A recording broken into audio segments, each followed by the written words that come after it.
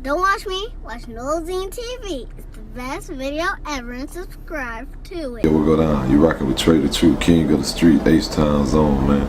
And you moving right now, officially with Nolazine TV. You get it? Explain what ABN stands for and its meaning. There are multiple meanings. Of course, originally it's Assholes by Nature, which is a crew. I was one of the first people ever that united people from different hoods, different gangs, different cultures, different walks of life, and we all had one thing in common, and that was to stand behind a movement that I had set. So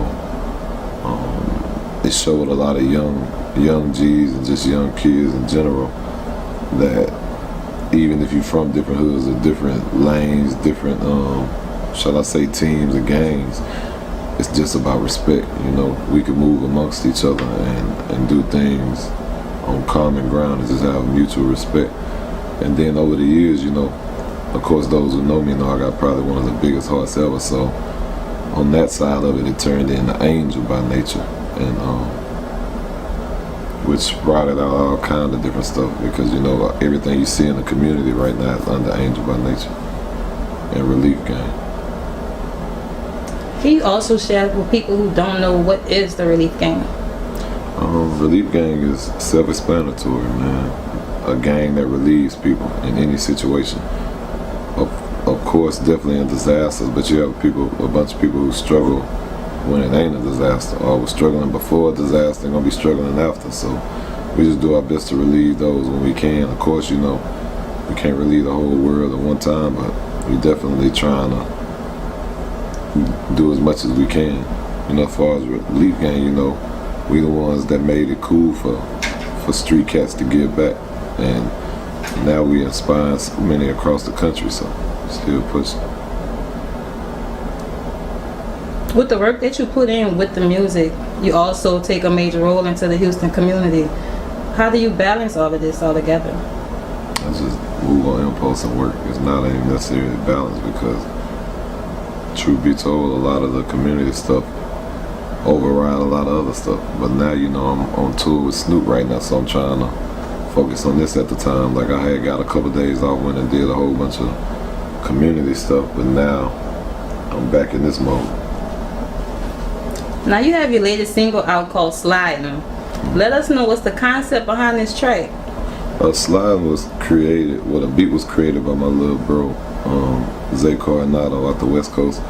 And I feel like, you know, my album is called Exhale. I was just getting everything that I was dealing with life at that time off my chest, and it was a bunch of reality, a bunch of pain, just a bunch of life, and I didn't necessarily have nothing that'll just get you in that zone and turn you up, you know. And my daughter live in LA, so you know I adapt to their lifestyle real well too. And then, you know, Nipsey was my little bro, so it's like I wanted to have some still West Coast, because that's part of my life too. So I got the beat from him, and I just went in there and did my thing. And now Sliding is growing slowly but surely. How was it actually working on the video? Was it in Houston or in Cali? Both. Okay. It was dope, you know. Definitely something different for Texas culture to see a lot of the stuff that was in the video, but I did both. Now you also have the Sliding Freestyle Challenge, which is in effect right now. Are you rocking with the talents? And if so, you know, what's the prize also for these talents that's interacting? I don't know, you know, it may be a verse, it may be money, it just depends on what I wake up and feel at the time, but at the same time, it's just used to motivate some of the little ones, or the homies that's doing their thing. You know, sometimes it can take a person a long way for a person on my level to even acknowledge that, you know, and motivate. Explain your creative process. What's the average day in the studio like for you? I don't know, I don't be in the studio much. You know, since doing all this stuff, I really ain't been in the studio working on music much at all. But when I go in there, it's just like riding the bike. Once I get that first one going, I'm wheeling the whole way through.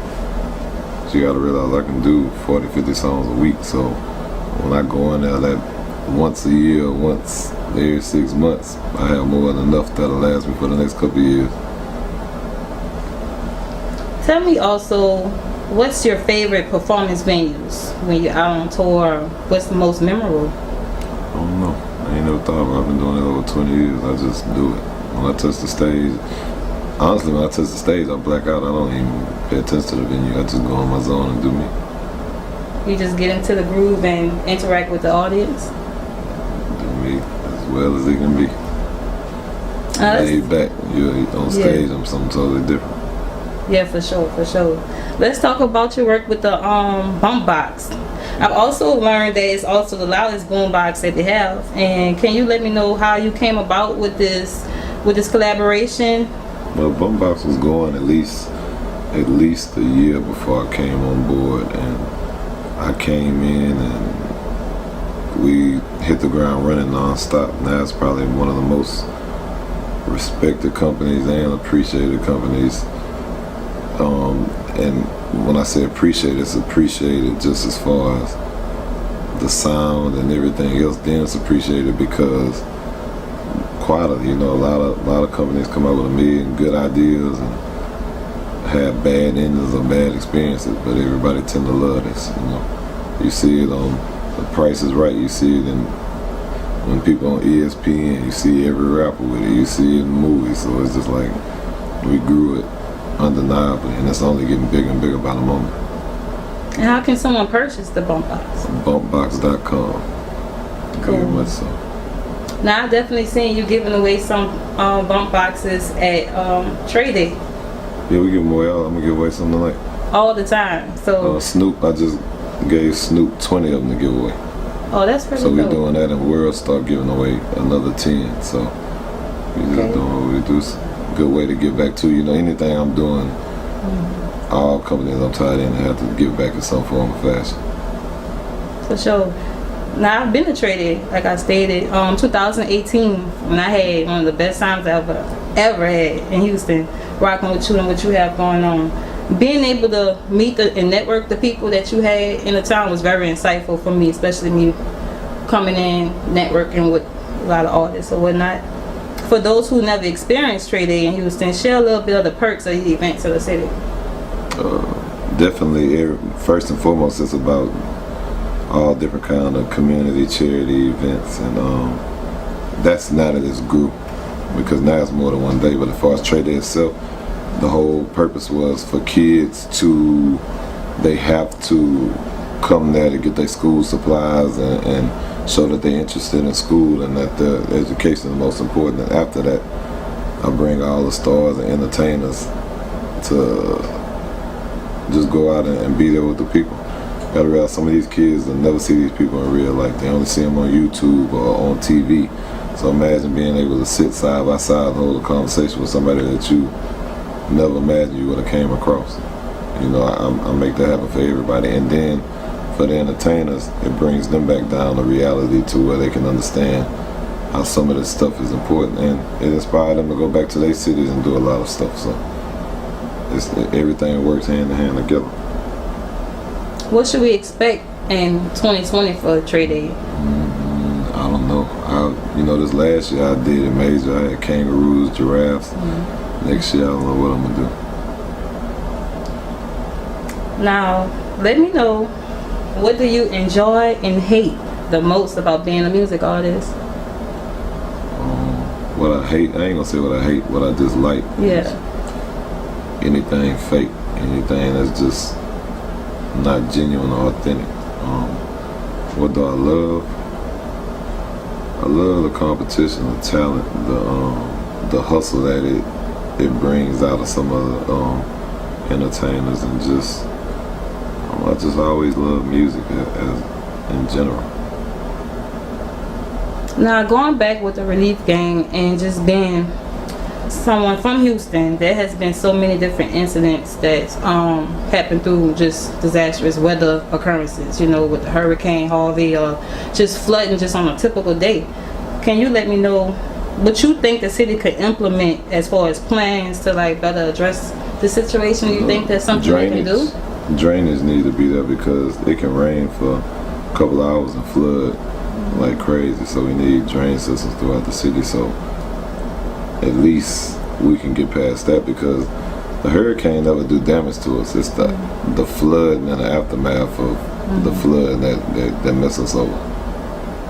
Yes, absolutely. That happened with Katrina, in my opinion, as well. So me being able to experience Hurricane Harvey, as a resident, it was similar. And I was just like, man, what can they do about like you said, the drainage issues that they have? You gotta get drainage systems in. Yeah. You know, when these people send these billions of dollars down here to help, we need to, if it's not necessarily going to go to the people, then it should go to them. And then we start the process. At least try.